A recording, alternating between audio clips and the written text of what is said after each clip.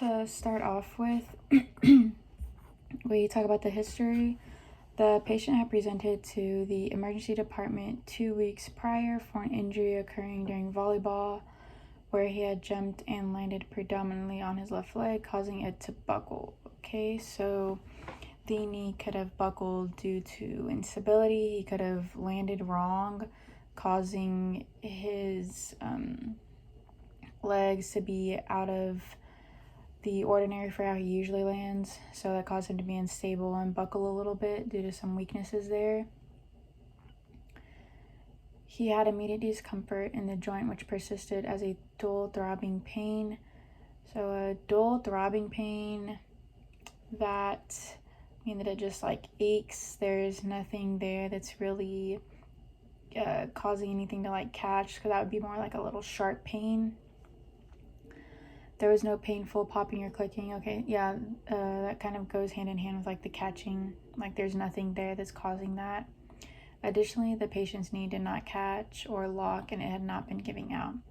So the knee only felt unstable whenever the injury actually occurred. So now it doesn't feel as unstable, because otherwise there would be some sort of giving out.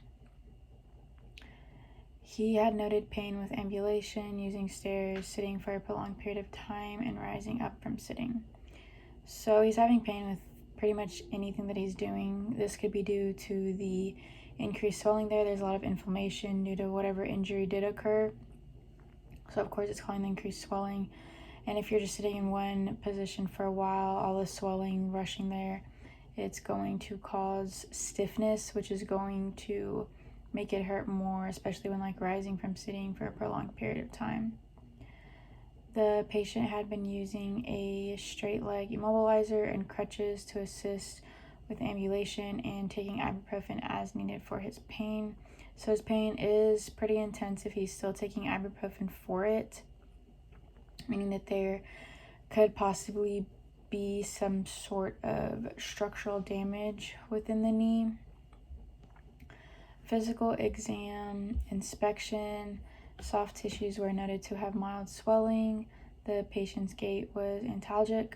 So the mild swelling, again, there is some sort of inflammation going on in there. Something structurally was damaged, which is causing all of the cells, all the blood, the fluid to move there to take care of the injury. And the patient's gait was antalgic, so they are walking with a limp, which of course that could be due to pain, or maybe they just actually can't walk correctly because of the damages that happen structurally, or if it just hurts, the pain is just too immense to where they are unable to walk. Joint line was tender laterally, so some type of structure on the lateral side of the knee was damaged.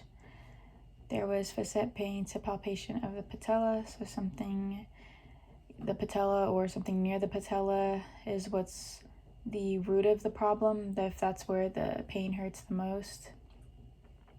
Patient's neuromuscular exam was within normal limits, including the motor, sensory, and pulse examination. Patellar reflex was 2+, so 2+, that's normal, so that's still intact. The range of motion, knee flexion to 90, okay, and extension to 5 degrees. So the lack of their range of motion could be due to the increased swelling there.